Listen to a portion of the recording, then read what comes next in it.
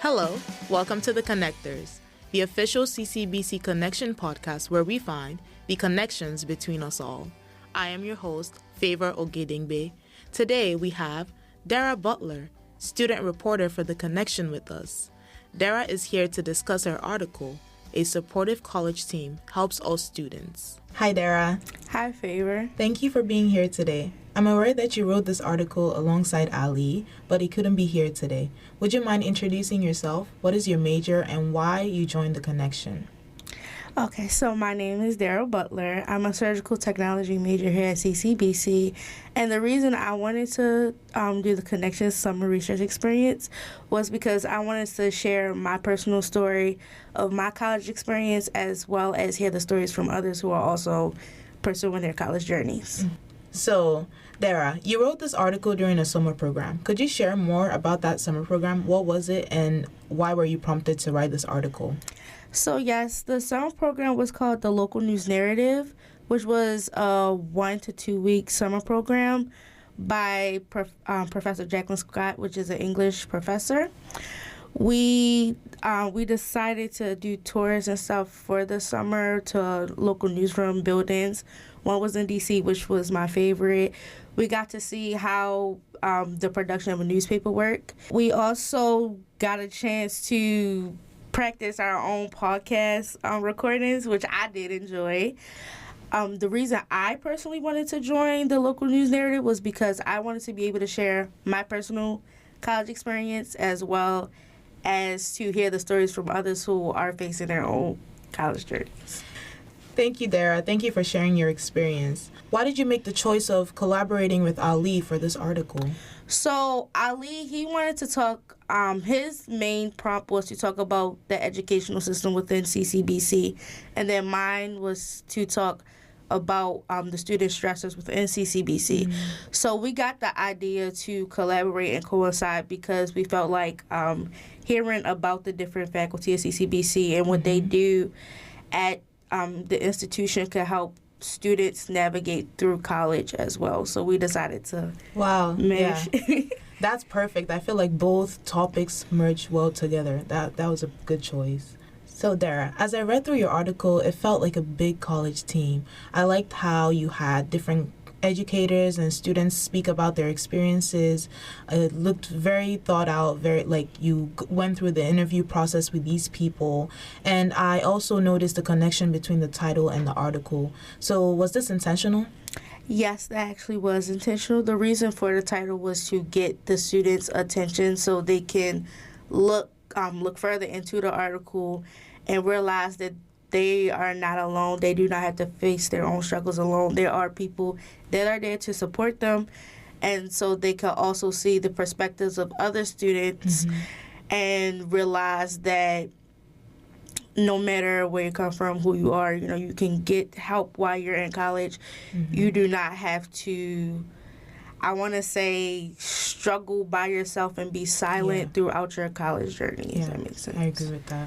I agree with that. I personally connect with that because I feel like I have not used all the resources that are available to me. I like to be independent, so thank you for sharing that. Yeah, I relate to that. Yeah.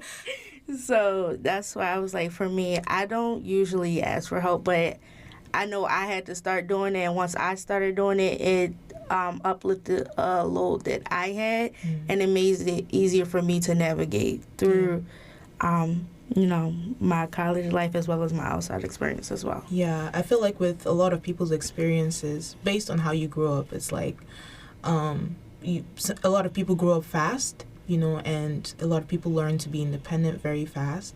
And sometimes asking for help seems like you're weak or like why don't you already know this? But I think it's growth. Asking for help is growth. Asking for help is actually maturity. One thing I noticed was that even though you authored this article, the focus wasn't on you nor Ali. But I would like to know more about you, as I'm sure our listeners. What are some struggles you've had with college, and how has CCBC staff and team supported you through? Okay, so before I actually enrolled into CCBC, I was at a four-year institution myself. And there, I know I was 18, just getting into college. I graduated during the COVID-19 experience, so it was kind of hard for me to interact with people. And then on top of that, because I'm 18, I don't have a lot of experience with college life. So I started to get into a really bad depression during my college year, and I left my four-year institution in 2022. And then a year later, I decided to enroll into CCBC, change my major, and wanted to start a new life. So when I did enroll into CCBC, I felt the need to be more active, be more open, and I became aware of some of the resources that were on campus, because a lot of faculty members emailed me and were like, oh, you should do this, you should do that. And I felt very comfortable with coming to advisors as well as offices like the Bursar's Office of Financial Aid that could help me with my academic endeavors as well as my outside life. There are also counseling coaches and mentors that help me as well be able to practice time management skills, as well as helping me get good grades on my classes throughout every semester. So thank you for sharing. I think it's strength to be vulnerable, and I really commend you for that. And thank you for sharing your experience. From some of my research, I have discovered that sleep deprivation affects not only whether a student can stay awake in class, but how they perform as well. Also, in your article, Professor Richards said that as a student, there is not much you can do about the amount of work you are being required to do, but what you can do is become a good manager of that workload. So what tips would you give to students like yourself to be good managers of their workload? So I know for me, I'm going to get a little personal. That's okay. So I know for me, I have high functioning autism, so everything has to be in a certain order.